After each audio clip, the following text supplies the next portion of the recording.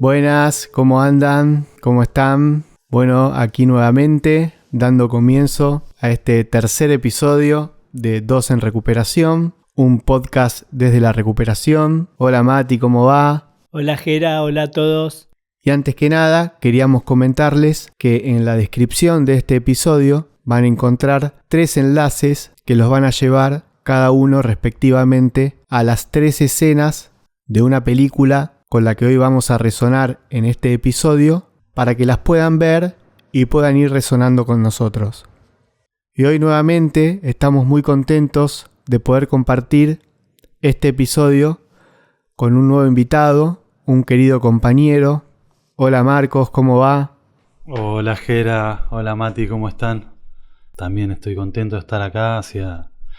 Yo lo sigo desde la temporada 1. Hacía tiempo que quería participar de este encuentro, así que muy contento. Yo los conozco a ustedes de la recuperación. De hecho nos seguimos encontrando. De vez en cuando salimos a correr, que está bueno, que es parte de nuestra recuperación. O sea que compartimos una actividad saludable, una génesis saludable, que está bueno. Eso lo encontramos hace tiempo en el espacio donde nos encontramos, donde nos conocimos. Muchas veces se habla de lo que son los regalos de la recuperación y bueno, ustedes dos los considero parte de eso, ¿no? Del paquete en el que venían los regalos. Así que gracias por la invitación y bueno, esperemos que salga una linda conversación. Bueno Marcos, gracias por tus palabras y muy contentos acá con Mati de que estemos también los 3. Seguimos armando redes, seguimos convocando a la comunidad de compañeros, nutriendo este espacio, ¿no? Que nos sirve mucho a nosotros en nuestro proceso de recuperación, en nuestra recuperación, en nuestro mantenimiento. Es un espacio que nos encanta compartir, que nos visiten, que nos escuchen. Y así como sentimos que nos sirve mucho a nosotros hacer esto, que la pasamos bien, que nos divertimos, que sentimos que nos permite lindos momentos de reflexión, nos genera nuevos aprendizajes. Esperamos que esto trascienda este espacio y quienes nos escuchan del otro lado también lo puedan disfrutar de la misma manera. Y lo que acabamos de ver es la escena inicial de una película de 1945 que se llama The Lost Weekend, Día sin huella, de un director que a mí me gusta mucho, Billy Wilder, y que es una película un poco considerada una de las primeras películas que trató el tema del alcoholismo como una enfermedad. Quizás hasta ese momento el cine no se había ocupado de trabajar los aspectos más oscuros de la enfermedad, de lo que produce el alcoholismo en una persona. Muchas veces hemos visto películas antiguas en donde el alcohólico era quizás una persona graciosa, que generaba risas, que se caía, que se tropezaba, que hacía payasadas. Y ese era el tratamiento que durante mucho tiempo le dio el cine a ese tipo de personajes.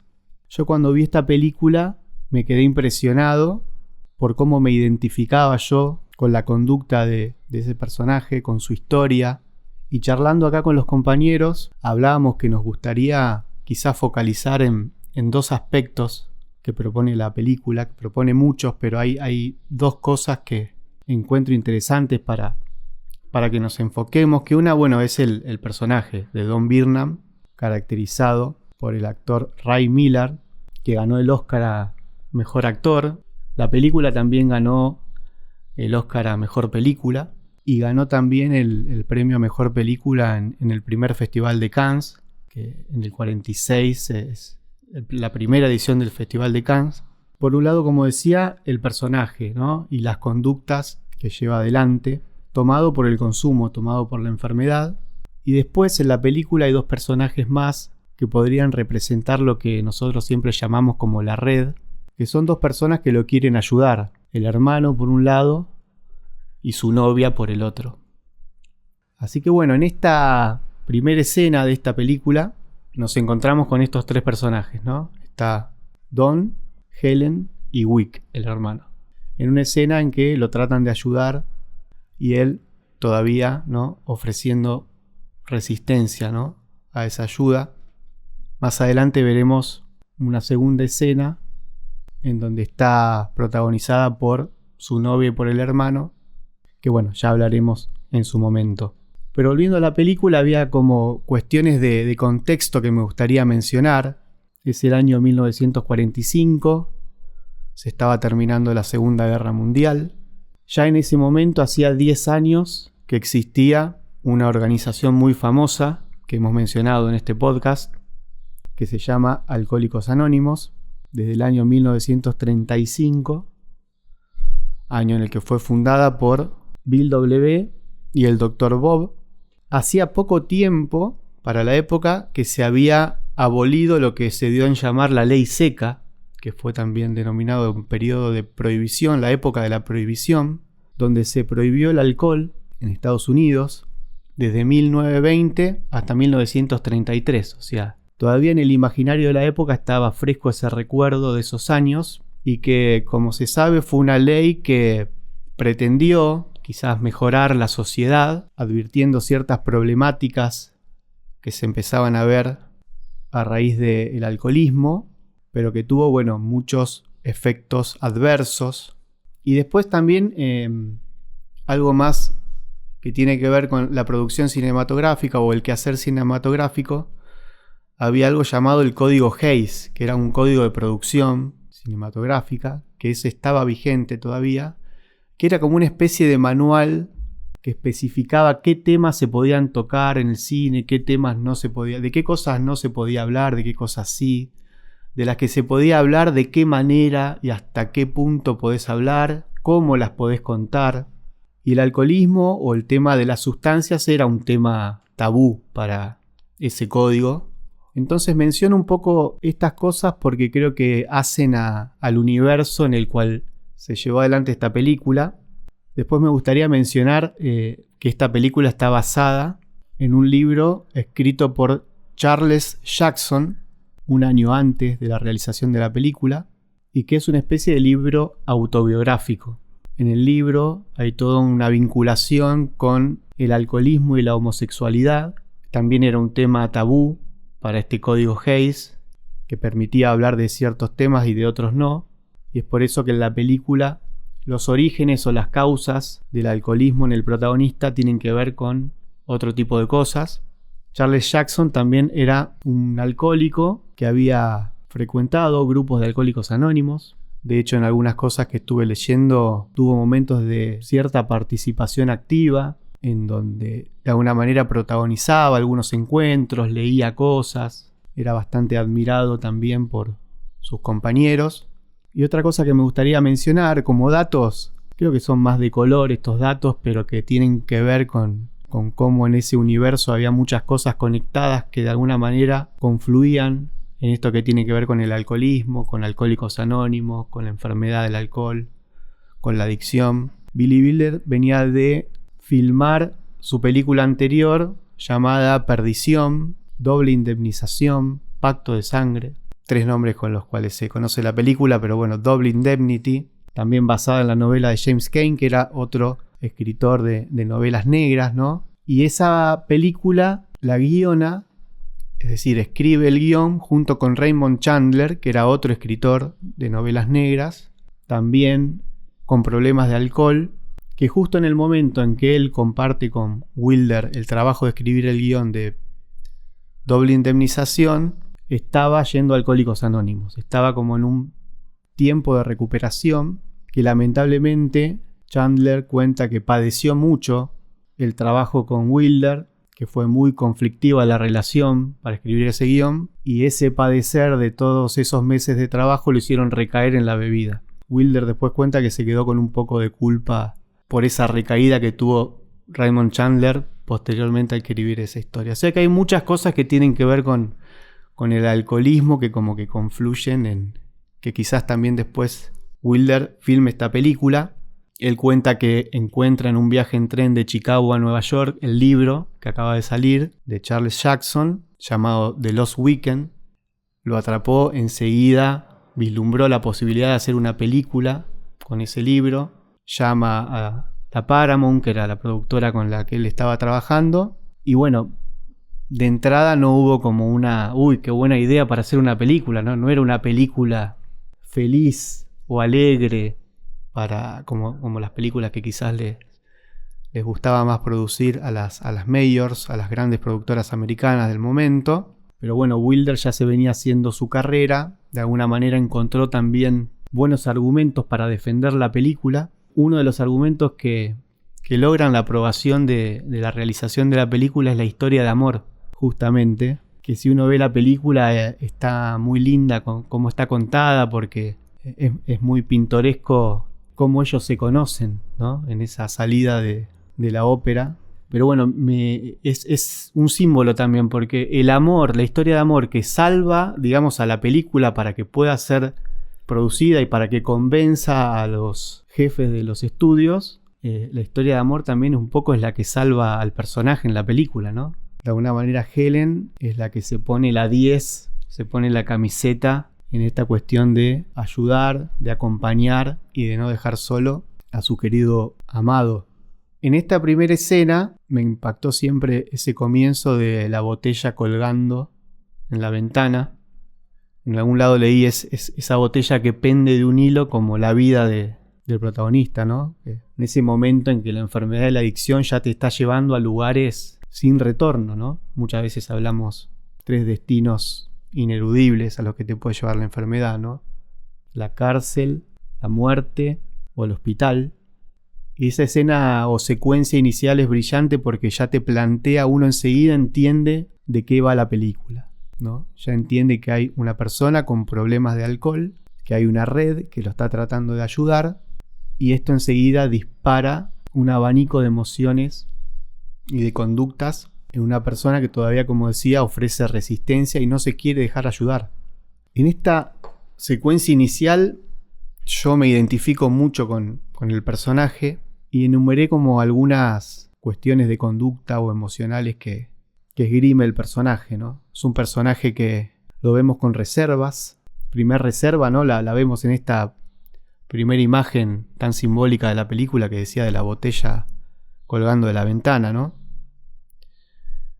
Entonces reservas, ocultamientos, preocupación, hay nerviosismo, hay ansiedad, hay fastidio, hay enojo, hay irritabilidad, hay resistencia, hay mentira, hay engaño, hay una coartada, hay segundas intenciones, hay razones convincentes pero falsas, hay impotencia, impermeabilidad, insensibilidad, hay negación, confrontación, manipulación, postergación, cambios de planes imprevistos, desvíos, excusas, autoaislamiento, sufrimiento, dolor, desesperación, estafa, robo y recaída. Qué lindo, Jera, cómo se nota la pasión por el cine sumada a esta temática. Una persona adicta con su red tratando de ayudarlo. Yo no sé si del otro lado se dan cuenta de cómo Jera vive este tema, cómo pudo conectar datos y hacer un trabajo como de investigación y análisis de todo lo que pasaba en el mundo, en el cine, en esos años. Y también pensaba, por lo que me tocó vivir a mí, quizás la gente con la que yo consumía o la gente que yo veía que consumía, para mí había como algunos estereotipos y algunas características. Y cuando lo veo a Jera, desde el primer día que lo conocí, esos estereotipos que yo tenía o eso que yo pensaba que éramos los adictos, la verdad que para mí salís de eso que yo veía y pensaba de las personas que consumían como yo, y seguramente fue una de las cosas que más me atrajo de vos y por las cuales yo, ni bien te conocí, me acerqué y te vi como un referente y como alguien que a mí me despertaba mucha curiosidad. Y metiéndome un poco con este tema del episodio 2, yo me quedé con algunas partes, algunas cosas que me hicieron sentir, me hicieron recordar. Por ejemplo, cuando manda al hermano a buscar la máquina de escribir a otro lado, como para ganar tiempo, yo me acuerdo que hacía lo mismo escondiéndome por un departamento, por una casa. Cuando sabía que una persona se iba para un lado, yo salía corriendo para el otro para poder consumir, jugando al límite, ¿no? Porque eran segundos más, segundos menos que me podían llegar a descubrir. Que siempre pienso si es que yo no quería que me descubran, ¿no? Porque ayuda no sabía pedir y tal vez que me vean, no me agarren, no me descubran, era una manera de acercarme a alguna posible recuperación sin saber ni siquiera de lo que se trataba. También resueno mucho con las mentiras. Yo algo que hacía era, por ejemplo, en alguna juntada o estando con mi familia o con cualquiera, solía mentir para poder bajar y comprar sustancia. Por lo general decía que me iba a comprar cigarrillos cuando yo tenía un paquete lleno en el bolsillo. Ese lo escondía y al volver con el paquete de cigarrillos mostraba el paquete de cigarrillos cerrado para que me crean que había salido a comprar eso. Y nunca nadie se daba cuenta que yo me tardaba más tiempo del que se tarda alguien en comprar cigarrillos, entonces yo lo seguía haciendo. Bueno, después la red, el hermano y su novia, con tanto amor, con tanta dedicación, tratando de ayudarlo, pero él no le encontraba ningún sentido de estar con ellos, de pasar tiempo con ellos, de irse a ese plan que querían llevárselo de viaje. Él sabía que no iba a haber sustancia y no le daban ni ganas de ir. No le encontraba ningún beneficio. Y a mí eso también me pasaba. Era una de las cosas más tristes que me sucedían, no poder encontrarle valor a lo que yo veía que los demás le encontraban y que no me alcance estar tomando mates con mi familia, estar pasando un almuerzo y quedarme de sobremesa charlando, viendo cómo está cada uno. Eso no me alcanzaba. No me alcanzaba nada. No me alcanzaba a salir y volverme a la 1 de la mañana después de una cena con amigos. No me alcanzaba. Yo quería seguir. Y eso era lo que le daba el sentido a mi vida, el consumo, el consumir, el seguir, no parar, no volver. Respecto también a esto de poner excusas para conseguir sustancias, para ir a comprar, veía el momento en cuando quiere mandar a la novia con su hermano al concierto y hasta cambiar el horario del tren, todo para poder consumir. A mí se me complicaba más que nada para eso, para comprar, para conseguir la sustancia, porque después yo consumía con cualquier persona alrededor, con mi novia, con mi familia, con la familia de otros. La dificultad la veía en conseguir, no en consumir, y ni hablar del alcohol que está tan aceptado socialmente y yo no encontraba ninguna dificultad para tomar. Yo podía beber en cualquier lado, en cualquier momento, y si bien algún comentario siempre había de que tome menos, de que el horario, que no era suficiente como para problematizarlo y llevarme a un lugar de recuperación, que no, si yo no entendía del tema, menos entendía la gente que me rodeaba.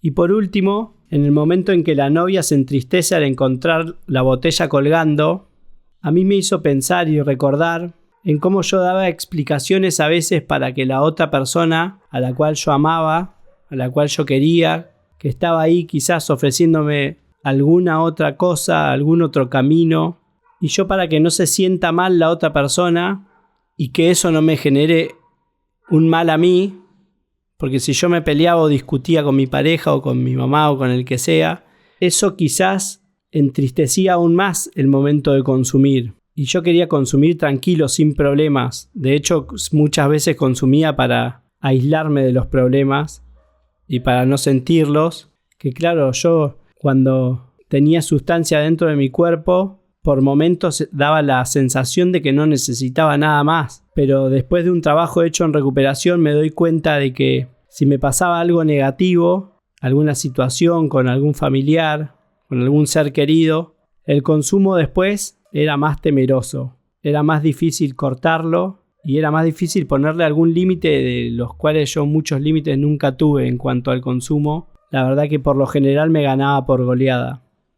La verdad que escuchándolos me recuerda a los grupos. Hay algo que me gustaría agregar a la presentación. Cuando yo estoy trabajando, yo trabajo en la actualidad conduciendo un vehículo.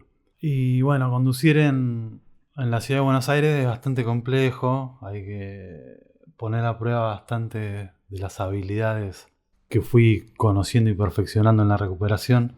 Bueno, tolerancia al malestar es la primera que me viene a la cabeza. Y bueno, después otras, para no redundar en eso. Y ponía los podcasts, me acuerdo que salía los viernes, y yo los lunes me guardaba el podcast para escucharlo el lunes a la mañana, cuando manejaba, y era como estar en un grupo. Escucharlo, o sea, me traía bastante sosiego, paz, ¿no? Serenidad. Y hablando del grupo, tratando de hacer un correlato con lo que venimos hablando de la primera escena de la película, y algo del contexto que habló Jera, de este código Hays, de lo que se podía hablar y lo que no se podía hablar. El grupo en el que participo yo estoy yendo a un programa de 12 pasos y haciendo grupos ahí, hoy en la actualidad. Y como parte de mi recuperación, del mantenimiento de mi recuperación, los adictos en esos grupos podemos hablar mucho. Y para mí como adicto, hablar es fundamental. Es algo también, un tópico que se repite bastante, que lo escucho de otros compañeros. Esto de que la enfermedad de alguna manera la eliminamos por la boca. Hablando, ¿no? Diciendo las cosas que nos pasan. Y me quedó rebotando en la cabeza esta cuestión de qué se habla y de qué no. Y en el grupo es más de lo que podemos hablar de lo que no podemos hablar. Y eso es algo, para mí como adicto, súper liberador. Un espacio en donde hay una persona que cuando yo hablo asiente con la cabeza, ¿no? La mayoría no me juzga por lo que digo. Fuera de esos espacios sería muy difícil para mí. Es muy difícil para mí comunicar emociones, sensaciones, de estas de las que ustedes compartieron acerca de la primera escena, con las que también me siento súper identificado. Acá anoté algunas cositas. El enojo, esta irritabilidad que mencionaba Jera, la mentira, el engaño, el ocultamiento. Lo que decía Mati, lo que contaba, es impresionante, porque digo, está hablando por mí. Yo, de vuelta, volviendo al grupo, yo me siento en un grupo y todos hablan de mí, o la mayoría hablan de mí, o mucho de lo que se habla, de los compartires que yo escucho, están hablando de mí. Y la tramoya, cómo el tipo cambia el plan para poder concretar eso que tiene en la cabeza todo el tiempo, que es consumir. La primera imagen, la mirada de él se levanta y mira la botella que está colgando.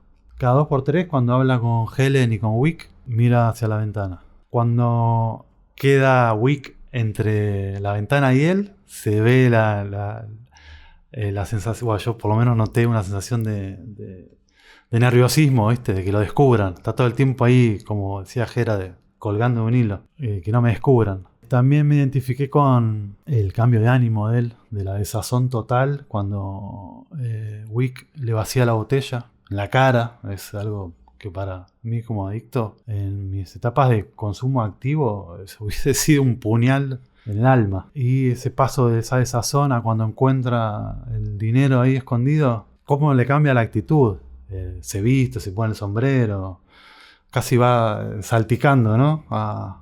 Después la película sigue, recomiendo verla, o sea, si tienen un tiempito, la verdad que es muy, muy interesante cómo retrata la conducta, la manera de ser del adicto en consumo activo. Está muy bien retratado. Bueno, destacar la valentía del director para poner de relieve una problemática que evidentemente estaba haciendo ahí, estaba pidiendo aparecer en las pantallas. Con otra de las cuestiones que me identifiqué es con esto que decías vos, Mati, de lo adrenalínico del momento, lo previo al consumo, del momento de estar buscando, cuando él está buscando por todos lados a ver si encuentra sustancia, el hurto. Yo recuerdo que la adrenalina que me generaba era muy similar al efecto que yo encontraba en el acto de consumir. Y eso de alguna manera, con el tiempo fui entendiendo por qué yo como adicto tenía estas conductas tan despreciables, ¿no? Moralmente hablando. Bueno, gracias Marcos, gracias Mati. Qué lindo y siempre a mí me encanta cómo Mati, cómo Marcos hoy que nos visita, resuenan con los disparadores y lo pueden sintetizar, resumir en ejemplos muy prácticos con los que resueno. Como decía Marcos también, después de escuchar a Mati, me veo reflejado. Ahí me acordé un poco también del episodio anterior con Rafa, donde hablamos mucho de reflejarnos en este caso en el soneto de Shakespeare que estuvimos hablando el episodio pasado. pero en esa posibilidad que nos da la obra de arte, y acá estamos frente a otra obra, ¿no? Estamos frente a esta película que habla de estos temas y en la cual nos vemos reflejados en el personaje, en sus conductas, en su desesperación, en sus distintos estadios que va transitando. Lo pensé también en función de lo que decía Marcos, ¿no? Qué lindo también cuando nos comentaba esto de escuchar el podcast y sentirse en un grupo, que es un poco no sentirse acompañado, ¿no? Los grupos lo que nos dan es la compañía, es el transitar junto a otros un momento, estar acompañados, resonar, vernos reflejados, sentir que el otro de alguna manera habla de uno, o parece como si estuviese también hablando de uno. Yo siempre lo veo como que el consumo, la adicción a mí me había quitado el alma.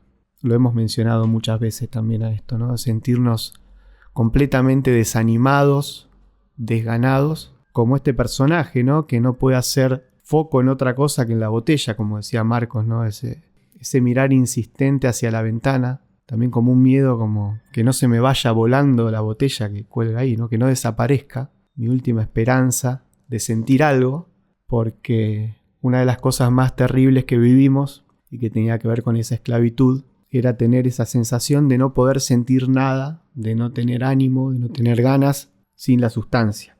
Y al principio, como les decíamos, que teníamos 2 escenas, 2 secuencias para compartir. Una fue esta primer secuencia y otra es la que los vamos a invitar a ver ahora. Quienes tengan la posibilidad de estar viendo o de ver por YouTube este episodio lo van a poder ver. Para nosotros es muy importante invitar a la red o a quien nos esté escuchando que quizás conozca a alguien que pueda estar atravesando alguna situación difícil. Siempre tenemos la esperanza de que nos escuchen los compañeros que están en recuperación como nosotros, que esto pueda llegar a los oídos de alguien que esté quizás todavía en consumo y que lo pueda ayudar a acercarse, a pedir ayuda, como también, como decía antes, a alguien que pueda conocer a alguien y le intente ayudar. Porque esta escena, que los invitamos ahora a ver, está protagonizada por Helen y Wick y vamos a reflexionar un poco sobre ella después de verla. Bueno, aquí de vuelta, ¿no? Después de ver esta escena, que para mí es una de las más emocionantes de la película, en donde en esta situación se ven como 2 sentires distintos de estas 2 personas que intentan ayudar a Don. Está Helen con su amor y está su hermano que ya está un poco harto de las constantes recaídas de él. Es interesante esta escena porque de alguna forma representa como 2 modelos de personas que intentan ayudar. Esta escena es continuación prácticamente de lo que vimos al principio, cuando ellos vuelven del teatro y no encuentran claramente a Dom en su casa. Lo que emociona es el amor de Helen. Y volvemos al tema del amor, de lo importante que es a la hora de ayudar y de acompañar. Quizás sea uno de esos sentimientos más invencibles, que no se dejan derrotar fácilmente, ¿no? O que no hacen que uno se aleje con facilidad, ¿no? Helen decide dar la pelea y quedarse al lado de Dom para ayudarlo. Hay 2 cosas que a mí me gustaría mencionar a raíz de esta escena.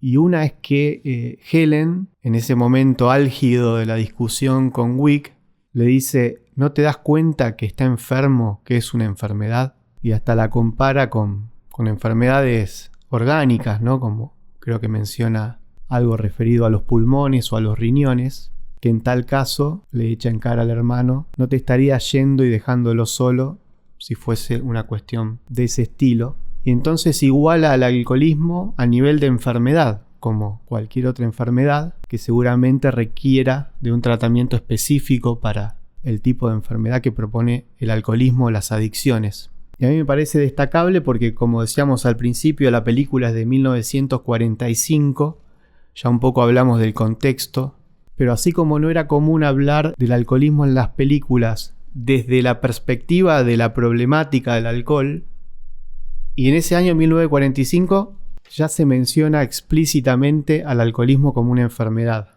cosa que recién 11 años después, en 1956, el alcoholismo es reconocido como enfermedad por la Asociación Médica Americana y 18 años después es reconocido como enfermedad por la Organización Mundial de la Salud.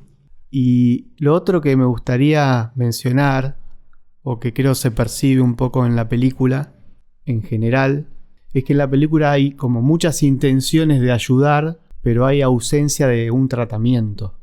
Lo que hablamos siempre, a veces de las distintas patas que se tienen que articular para que un proceso de recuperación pueda ser exitoso o pueda ser sólido. Siempre decimos que esto se da cuando hay profesionales, hay alguien que quiera cambiar, hay una red que te acompañe de familiares, amigos, pares. Y en esta película tenemos al protagonista en esa ambivalencia todavía, o en esa lucha de saber que su vida se ha tornado invivible, pero que no lo puede revertir. Y la red, en este caso representada por Helen y Wick, que la verdad que hacen un gran esfuerzo por ayudarlo. Me quedé pensando en el tema de la red, esto último que había comentado previamente, y en lo importante que es contar con una red, tanto en los primeros momentos como en todo el proceso de recuperación, cada etapa del proceso, quiero decir. Hoy yo considero que estoy en la etapa de mantenimiento de mi recuperación, que como mi enfermedad es una enfermedad crónica, el mantenimiento en consecuencia es crónico también. Y contar con una red es clave para mí, justamente para que me sostenga, ¿no? Para que si en un momento estoy cayendo, esté ese lugar blandito que me ataje. Yendo al caso particular de esta escena que comentabas recién, Jera, acá me recordaba esto de las posiciones de cada uno. Helen, que está ahí firme con él, apoyándolo. No sé, recuerdo si es en esta escena o en otro momento de la película, para poner en valor la tarea, el rol que cumple la red. Él le dice a ella que está haciendo un esfuerzo enorme, y ella replica diciéndole que todos hacemos un esfuerzo enorme. Vos, perdón, estás haciendo el esfuerzo para dejar de beber, y yo estoy haciendo el esfuerzo para no dejar de amarte. Retomando eso que decías al principio del amor, de cómo salvó a la película, y cómo el amor es el que lo sostiene a Don. Es un elemento clave, el amor, en la recuperación. Yo recuerdo que llegué, cuando empecé a parar de consumir, con una relación bastante conflictiva con el amor. El amor en sentido amplio, ¿no? Más que nada conmigo mismo, me parece que mi conflicto más grande fue cómo quererme, ¿no? Cómo amarme. Y al principio necesité que el amor venga de afuera, en los grupos, en los profesionales, en mis familiares, en mis amigos. Y es algo que se recupera también eso. Me emociona, la verdad, que hablar de esto es algo que encuentro que todavía me sigue generando emoción, valga la redundancia. Y el hermano Wick, no creo que deje de amarlo, pero bueno, tiene otra característica personal que no tiene Helen. Posiblemente también tenga más recorrido al lado de Don, lo que vale es bastante más desgastante, ¿no? Agotador para el que está al lado de un enfermo adicto. Esta enfermedad mental es tremenda. Yo considero que mi enfermedad es una enfermedad emocional. Cómo relacionarme con mis sentimientos, con mis emociones, con lo que me genera el mundo, ¿no? Como yo soy un hombre muy sensible. Fui un niño y un adolescente muy sensible. Siempre me costó relacionarme con mis sentimientos, con mis emociones. Ahora estoy aprendiendo y conociendo primero y después aprendiendo a transitarlas. Me está yendo bien, tengo que decirlo, he de decirlo. No podría hacerlo solo, no puedo hacerlo solo. De nuevo, cuando salimos con ustedes a correr, es un gran ejercicio, no en el sentido físico, sino de recuperación, de aprendizaje. Yo aprendo a transitar mis emociones cuando salgo a correr. Me acuerdo hago una pequeña digresión, si me permiten, del podcast de Es mucho más que correr. Y sí, que me sentí identificado plenamente con casi todo lo que compartieron. Volviendo al tema que nos ocupa hoy, quiero rescatar una parte cuando Don está bebiendo en el bar. Y bueno, el cantinero está haciendo su negocio, pero lo mira con cara torcida también, ¿no?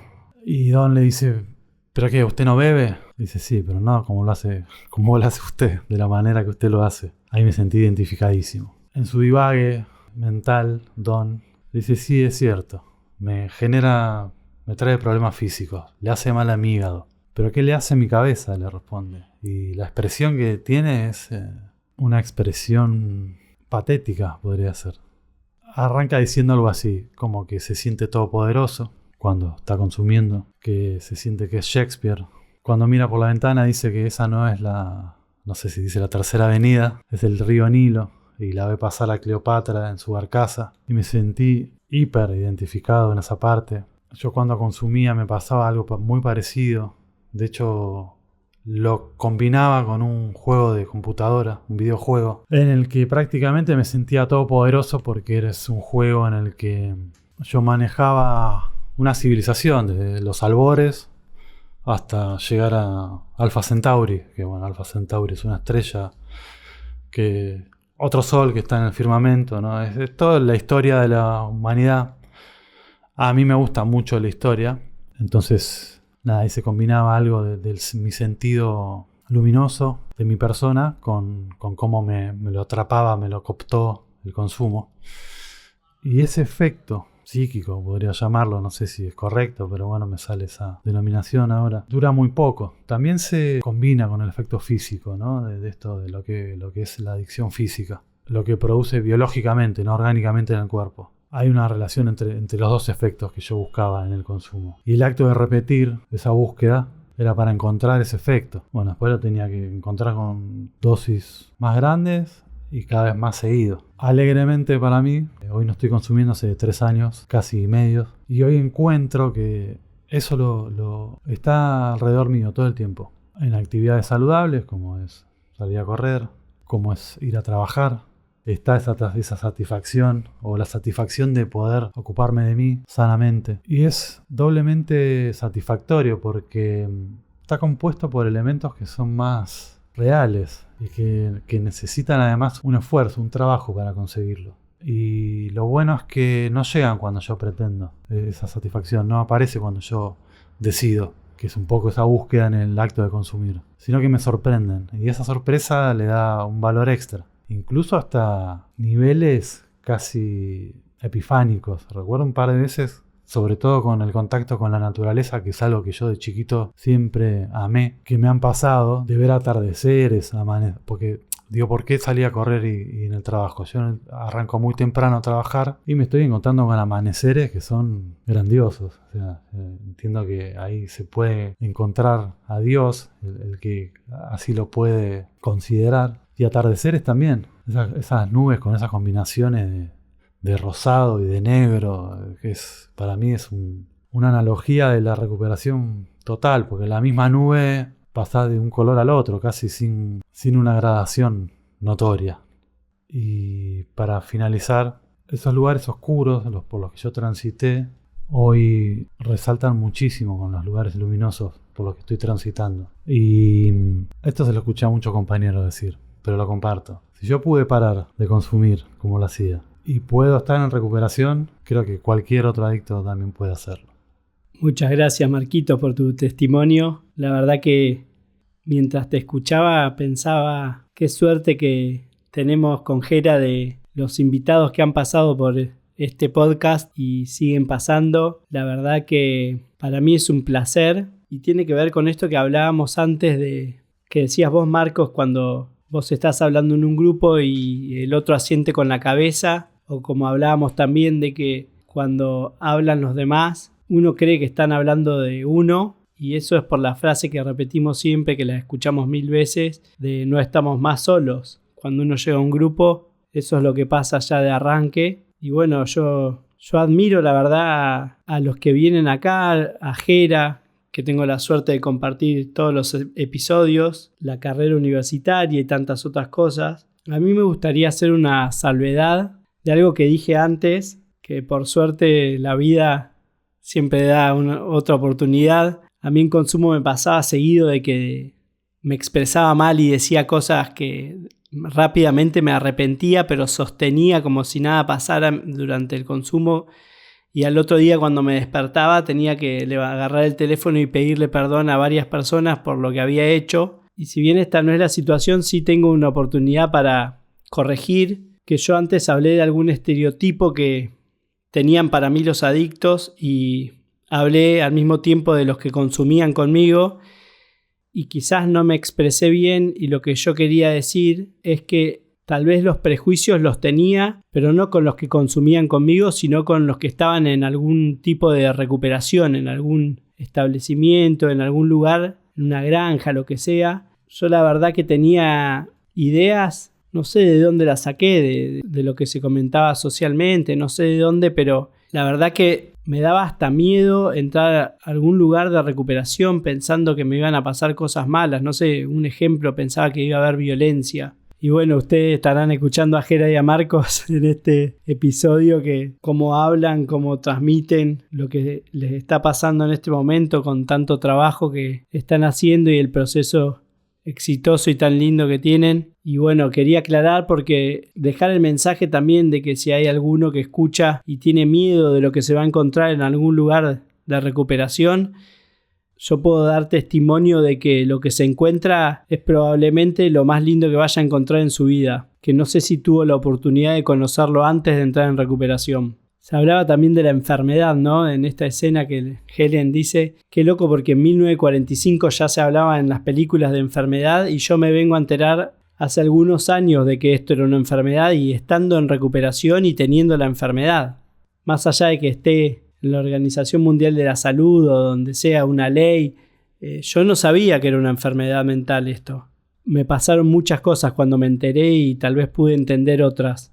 También se habló mucho de la red, que esta película nos invita a reflexionar. Yo tengo varias patas dentro de la recuperación, que son las que sostienen mi proceso, y una de ellas, claro, es la red, que es de la recuperación, pero también es anterior a la recuperación. A mí lo que me mantuvo vivo hasta llegar al DISPO claramente fue el amor. Bueno, primero para mí el amor de Dios. Yo soy creyente y la verdad que no encuentro otra explicación de por qué yo estoy ahora hablando acá y estoy vivo, habiendo hecho todo lo que hice, que he conocido gente que por mucho menos perdió la vida. Así que bueno, siempre está el agradecimiento a Dios de mi parte, pero en este caso la red, mi familia y otras personas que han pasado en mi vida, cuando yo veía que todo era una mierda y que mi vida no tenía sentido, pero estaban ellos ahí como que me daban algún tipo de esperanza de que, bueno, todo es horrible, pero están ellos. Y yo hacía lo que hacía y ellos seguían estando, me seguían queriendo, me seguían apoyando, me seguían escuchando y creían cosas de mí que yo no creía. Eso creo que era lo fundamental. Veían cosas en mí que yo no podía ver hasta que entré en recuperación y después de mucho trabajo estoy descubriendo. Que se hablaba, Marcos, vos decías lo de las emociones. Yo siempre criticaba al colegio, a la escuela, porque yo necesitaba que me enseñen a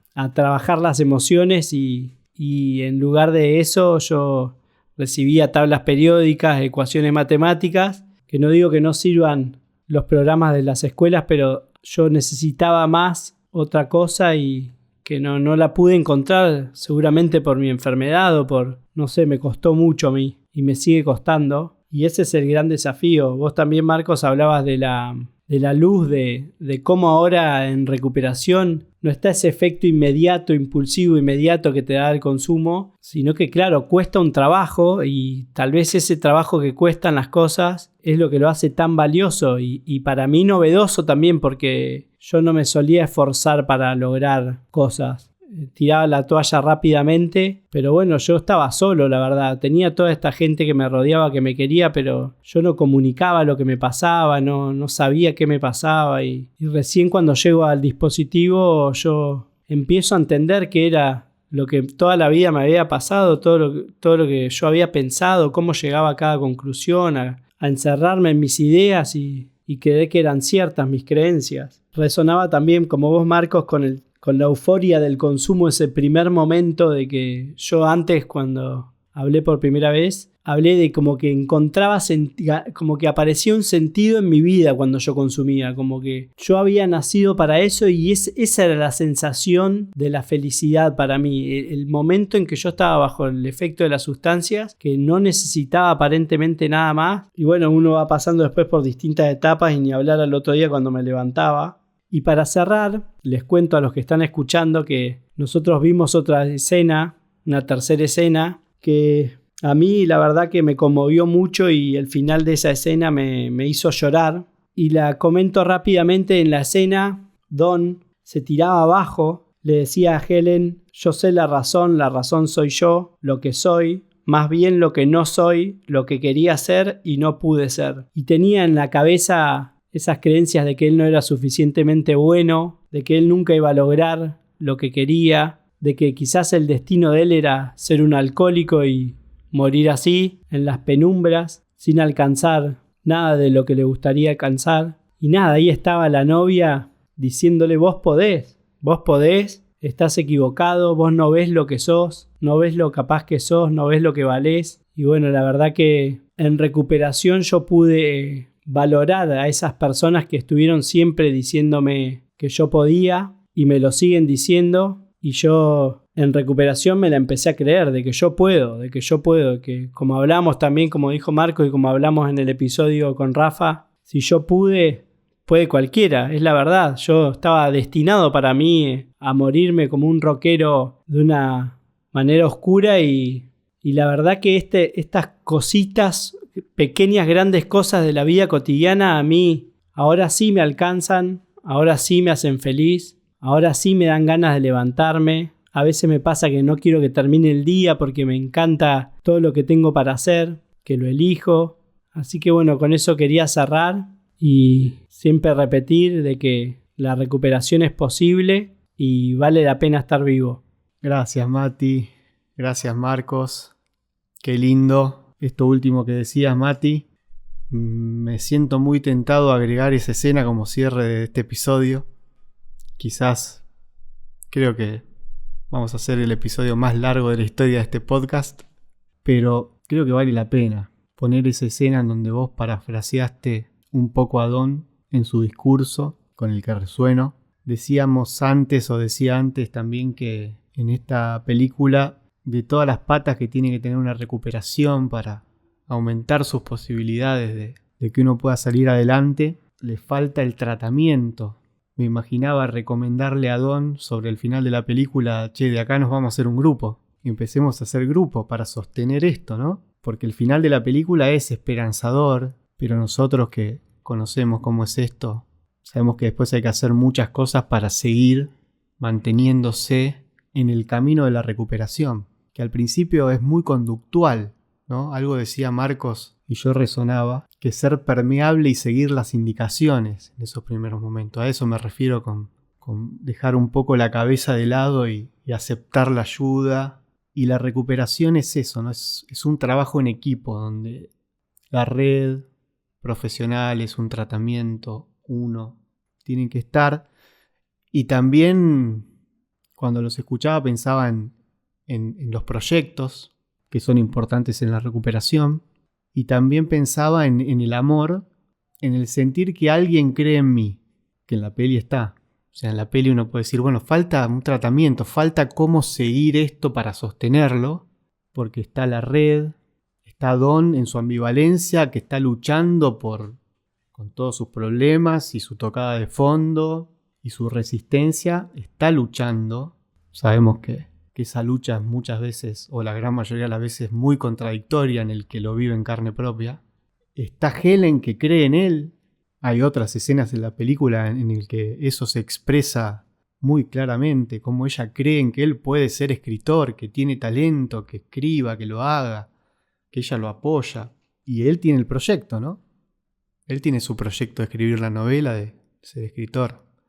Y ahí en esa escena que trae Mati, también traía Marcos, que la vamos a pasar ahora para quienes todavía estén escuchando y la quieran ver. Por aparte tiene un remate y un cierre muy lindo que tiene que ver con el amor también. Todo eso está reflejado. Si hay una figura que pueda simbolizar la película, es la del círculo, me parece. Marcos traía la escena o las escenas que suceden en el bar, del cual él es habitué, el bar de Nat. Y en esa escena que traía Marcos, él hace una filosofía acerca de los círculos viciosos, ¿no? Creo que es la figura que mejor puede representar o simbolizar el recorrido que hace un adicto, ¿no? Que gira y vuelve y siempre está en ese mismo punto una y otra vez. Y como decíamos, la película, si bien tiene un final que da una sensación de esperanza, es acompañada también desde lo formal por un cierre que une los dos puntos de un círculo, ¿no? Como vimos, el comienzo de la película empieza desde las imágenes de los edificios neoyorquinos y la cámara se va acercando hacia la ventana, donde pende de un hilo la botella. Y el final de la película es luego de que Dom se sienta enfáticamente a escribir su novela, que esta vez lo va a poder hacer, sale de esa misma ventana, ya sin la botella, obviamente, y se dirige hacia los edificios. Misma imagen que la del comienzo de la película, ¿no? Es un cierre circular, podríamos decir. Así que bueno, muchas cosas que tienen que ver con la recuperación, seguiríamos resonando mucho con muchas otras partes de la película. Vendrán nuevas películas al podcast a visitarnos en futuros episodios. Marco, gracias por esta hermosa visita, una vez más construyendo comunidad, nutriendo este espacio, dedicándole tiempo a la recuperación. Ojalá del otro lado nos estén escuchando compañeros, pares, a los que les mandamos un gran saludo desde acá y los dejamos con la última escena de esta película.